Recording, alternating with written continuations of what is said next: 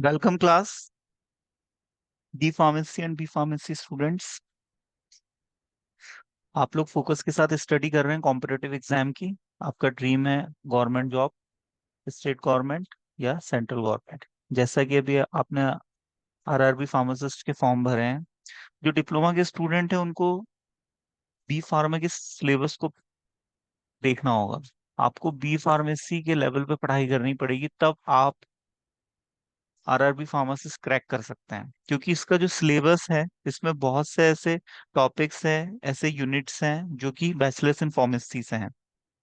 तो आप ध्यान से सुनेंगे सिलेबस को।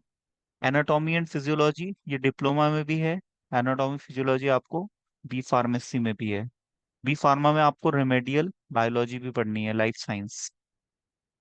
Pharmaceutical analysis, inorganic chemistry, organic chemistry, remedial biology, pharmaceutical organic chemistry, biochemistry, pathophysiology, computer application in pharmacy, environmental science, physical pharmacy, pharmaceutical microbiology, pharmaceutical engineering, medicinal chemistry, industrial pharmacy, phytochemistry, herbal drug technology, biopharmaceutics, pharmaceutical biotechnology, pharmacy practice, NDDS, novel drug delivery system, biostatistics and research methodology, social and preventive pharmacy, pharma marketing management, pharmaceutical regulatory sciences, pharmacovigilance, computer aided drug designing, molecular biology, cosmetic science, experimental pharmacology, dietary supplements, nutraceuticals. ये सारे आपके subjects हैं जिनको आपको cover करना है। Subjective आपका 70% आएगा, 30% आपका नॉन सब्जेक्टिव आएगा, माइनस मार्किंग रहेगी। जो क्वेश्चंस के लिए आप श्योर शॉट है उन्हीं को सॉल्व करें, या जिसमें आपको 50% प्रोबेबिलिटी है सही होने की, उन्हीं को सॉल्व करें। यदि आप पूरा पेपर सॉल्व करके आओगे तो आपके फेल होने की पॉसिबिलिटी बढ़ जाएगी। एटलीस्ट 60% आपको श्योर शॉट सही करके आना है, तो आपका एग्जाम में सिलेक्शन हो जाएगा। आपको जनरल साइंस भी पढ़नी है, 6th से लेके 10th तक की, स्कूल में जो आपने साइंस पढ़ी है। और फिजिक्स, केमिस्ट्री और लाइफ साइंस, इससे भी आपको क्वेश्चंस आएंगे। करंट अफेयर से आपको क्वेश्चन आएंगे। तो आपका जो तैयारी का क्राइटेरिया है वो काफी ब्रॉड होना चाहिए। अब स्टूडेंट्स जनरली क्या करते हैं, केवल फार्मेसी पढ़ते हैं बस, जिस वजह से वो केवल 70% का ही सॉल्व कर पाते हैं, और जो 30% का है उसको सॉल्व करते हैं तो माइनस मार्किंग की वजह से उनका रिजल्ट काफी डाउन आता है। तो आप, दूसरी चीज, रेलवे का कोई भी एग्जाम हो उसमें आपकी रीडिंग स्पीड अच्छी होनी चाहिए, रीडिंग प्लस अंडरस्टैंडिंग, क्योंकि इसका क्वेश्चन पेपर काफी लेंदी होता है। तो आपको इसको फास्ट रीड करना है और उसी फास्ट स्पीड के साथ समझना भी है, और आपको क्वेश्चन का आंसर देना है। और जिन क्वेश्चंस की आपकी तैयारी नहीं है उसमें आप टाइम वेस्ट ना करें, क्योंकि 90 मिनट्स में आपको 100 MCQ सॉल्व करने हैं। एक एमसीक्यू के लिए आपको 1 मिनट से भी कम का समय मिल रहा है। इसका मतलब आपको क्वेश्चन के आंसर बहुत ही कम समय में देना है। तो आपके पास टाइम वेस्ट करने का समय नहीं है कि आप बहुत ज्यादा कैलकुलेशंस कर रहे हैं, रफ पेज यूज कर रहे हैं। यदि आप ज्यादा टाइम वेस्ट करेंगे तो आपको जो आता है, जो बनता है, जो क्वेश्चंस आप सॉल्व कर सकते हैं, वो भी आपके छूट जाएंगे। तो आप सब्जेक्टिव और नॉन सब्जेक्टिव दोनों की तैयारी करें। रीजनिंग, आपको मैं कुछ क्वेश्चंस बताऊंगा जिससे आप एग्जाम के पैटर्न को समझ पाएंगे कि आपके सिलेबस के किस पोर्शन से ज्यादातर क्वेश्चन पूछे जाते हैं। तो उस हिसाब से यदि आप तैयारी करेंगे तो आपका बेहतर रिजल्ट आ सकता है। कम्युनिकेबल डिजीज से क्वेश्चन आते हैं। कम्युनिकेबल डिजीज, इन्फेक्शियस डिजीज, जैसे आपका वैक्सीनेशन से क्वेश्चन आते हैं। ये सब आपने डी और बी दोनों ही दोनों ही डिप्लोमा डिग्री दोनों में पढ़ रखा है। बीसीजी का फुल फॉर्म पूछ लेते हैं, बैसिलस कालमेट गौरिन। और बीसीजी का टीका किस इन्फेक्शियस डिजीज से बचाव के लिए लगाया जाता है, ट्यूबरकुलोसिस। और ये वैक्सीन में किस तरह का स्ट्रेन ऐड किया जाता है, तो माइकोबैक्टीरियम ट्यूबरकुलोसिस का जो बैक्टीरिया है उसका स्ट्रेन इसमें ऐड किया जाता है। इनऑर्गेनिक केमिस्ट्री में जो केमिकल की लिस्ट मैंने आपको बताई थी उसमें से किसी भी केमिकल का आपसे निकनेम पूछा जा सकता है। जैसे सेंधा नमक, इसको हम एप्सम सॉल्ट कहते हैं, मैग्नीशियम सल्फेट।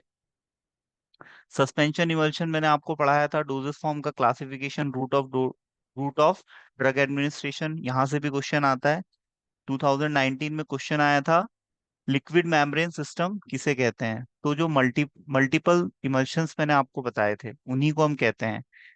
तीन टाइप के इमल्शन होते हैं, oil in water, water in oil और multiple emulsion, oil water in oil, water oil in water. तो इस तरह से इमल्शन मल्टीपल टाइप्स के होते हैं जिनको हम लिक्विड मेम्ब्रेन सिस्टम कहते हैं।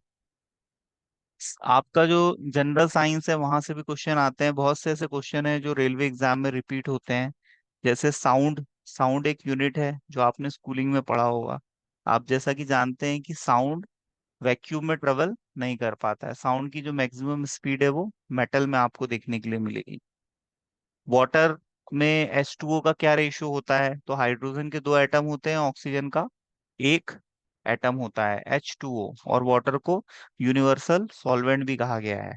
और ड्यूटेरियम ऑक्साइड को हम हैवी वाटर कहते हैं, ये भी पूछा है, D2O इसका फॉर्मूला होता है। प्रोटीन का स्मॉल यूनिट होता है, मोनोमर होता है एमिनो एसिड, और एमिनो एसिड पेप्टाइड बॉन्ड या एमाइड बॉन्ड के थ्रू आपस में जुड़ते हैं और प्रोटीन की लॉन्ग चेन बनाते हैं। एक हमारा ऐसा डोजेस फॉर्म है जो कि काफी लार्ज क्वांटिटी में लिया जाता है, जिसको हम ड्रॉट्स कहते हैं, 50 ml unit doses form container में ये आता है। यूनिट डोज का मतलब होता है एक बार में आप उसको कंज्यूम करोगे, जैसे टैबलेट, कैप्सूल, ये सॉलिड कैटेगरी के यूनिट डोजेस फॉर्म है। रिसेंटली अभी 2019 में कोविड इन्फेक्शन पेंडेमिक लेवल पे फैला था, उससे भी क्वेश्चंस आने की पॉसिबिलिटी है। सार्स का फुल फॉर्म क्या होता है? तो सार्स आपका वायरल इन्फेक्शन होता है जो कि हमारे रेस्पिरेटरी ट्रैक को प्रभावित करता है, और इसमें कफिंग, स्नीजिंग जैसे सिम्टम आते हैं। ग्रेविटी की खोज किसने की थी? ऐसे कुछ कॉमन बेसिक क्वेश्चंस आते हैं जो स्कूलिंग में भी आपने स्टडी किए हैं। न्यूटन साइंटिस्ट का आपने नाम सुना होगा। गति के नियम किस वैज्ञानिक ने दिए थे? और जो जनरल साइंस है, जैसे दही का जमना किस तरह की रिएक्शन है, तो ये एक रासायनिक रिएक्शन कहलाती है। ऑप्टिक फाइबर किसके बने होते हैं? ग्लास के बने होते हैं। ब्लड ग्रुप में ए बी और ओ, इसमें चारों ब्लड ग्रुप में से सबसे ज्यादा कौन सा ब्लड ग्रुप देखा जाता है? तो B positive majority of people में, मेरा भी even B positive blood group है। मेटल और उनके एलॉय पे क्वेश्चन आते हैं, जैसे पारा का अयस्क सिनेबार होता है। तो इस तरह से आपको तैयारी करनी है, ठीक है। किसी मरीज को यदि टीबी का इन्फेक्शन हो गया है तो उसको बचाव के लिए बीसीजी का टीका लगाया जाता है, ठीक है। और फीमेल की आवाज जनरली पतली होती है, मेल की आवाज मोटी होती है। तो ये किस वजह से होता है? ये उच्च आवृत्ति की वजह से होता है, साउंड फ्रिक्वेंसी के फॉर्म में ट्रेवल करता है। आप जब छोटे थे आपने देखा होगा हवा में उड़ने वाले बैलून, हम उसको छोड़ते थे तो वो ऊपर हवा में उड़ते थे, उसमें हीलियम गैस भरी जाती है। हीलियम गैस एक नोबल गैस है। आपने पेरियोडिक टेबल में हाइड्रोजन के बाद हीलियम का नाम आता है, इसका एटॉमिक नंबर 2 होता है। ये नोबल गैस है, ये रिएक्ट नहीं करती है, और ये काफी लाइट वेट होती है, जिस वजह से जिस बैलून में भरी जाती है वो ऊपर की तरफ उड़ता है। आपने टॉपिकल एजेंट में एंटी माइक्रोबियल कैटेगरी में ब्लीचिंग पाउडर पढ़ा था, जिसका फॉर्मूला पूछा है CaOCl2, इसको हम ब्लीचिंग पाउडर कहते हैं। फाउंटेन पेन का आविष्कार वाटरमैन नाम के साइंटिस्ट ने किया था। जेनेटिक कोड हरगोविंद खुराना जी ने दिया था, जो कि हमारे भारत के काफी पॉपुलर वैज्ञानिक रहे हैं। ड्यूटोरियम ऑक्साइड का फॉर्मूला D2O होता है, इसको हम भारी जल या हैवी वाटर के नाम से जानते हैं। बेकिंग सोडा और धोने का सोडा, कपड़े धोने का सोडा, सोडियम कार्बोनेट और सोडियम बाइकार्बोनेट बेकिंग सोडा, जिसको हम खाने का सोडा कहते हैं। वाटर की जो मैक्सिमम डेंसिटी होती है वो 4 डिग्री सेल्सियस पे होती है, और इसको हम फ्रीजिंग टेम्परेचर कहते हैं, जहां से पानी का बर्फ बनना शुरू होता है। किसी भी लेंस की यदि हमें पावर को मेजर करना है तो हम इसके लिए डायोप्टर यूनिट का उपयोग करते हैं। एग्रीकल्चर आपने कोग्नोसी में पढ़ा है, प्लांट की फार्मिंग होती है, हार्वेस्टिंग होती है, कल्टीवेशन, कलेक्शन होता है। तो किसानों का मित्र केचुए को माना जाता है, क्योंकि ये खाद का निर्माण करता है। लाइट ईयर्स, प्रकाश वर्ष आपने सुना होगा, ये डिस्टेंस को मेजर करने की एक यूनिट होती है। ठीक है, मियादी बुखार टाइफाइड में आता है, तो ये किस अंग को प्रभावित करता है? इस ये हमारे आंतों का इन्फेक्शन होता है, जिसकी वजह से लूज मोशन लग जाते हैं। गंदा पानी पीने की वजह से होता है ये। जैसे हमारे अंदर वेन्स होते हैं, आर्टरी होते हैं, जिसमें ब्लड का फ्लो होता है, और हमारे अंदर परिवहन तंत्र होता है, ऐसी परिवहन तंत्र प्लांट्स में भी होता है, जाइलम और फ्लोएम। तो जो जाइलम है ये वाटर का ट्रांसपोर्टेशन करते हैं, जिससे प्लांट की ग्रोथ होती है।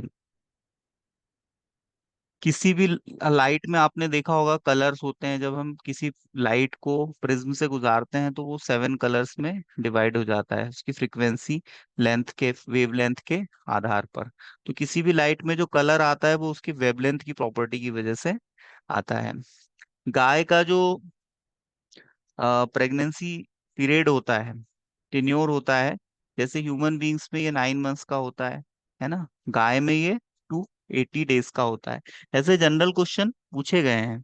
जैसे कभी किसी व्यक्ति को सर्फ काट ले, तो ये एक इमरजेंसी कंडीशन होती है। तो सर्फ के काटने से जहर किस सिस्टम को प्रभावित करता है, ये भी क्वेश्चन आया है, तो इसमें आपका नर्वस सिस्टम इसका सही जवाब है। तो आपको ये देख के समझ में आ रहा होगा कि जनरल साइंस और फार्मेसी सभी फील्ड से आपसे क्वेश्चन पूछे जाते हैं इसमें। वायुमंडलीय दाब को मापा जाता है बैरोमीटर की हेल्प से। मिल्क की शुद्धता, प्यूरिटी ऑफ मिल्क को मेजर किया जाता है लैक्टोमीटर की हेल्प से। ये भी पूछा गया है कि दूध में किस तरह का शुगर पाया जाता है, तो गैलेक्टोज। जनरल साइंस से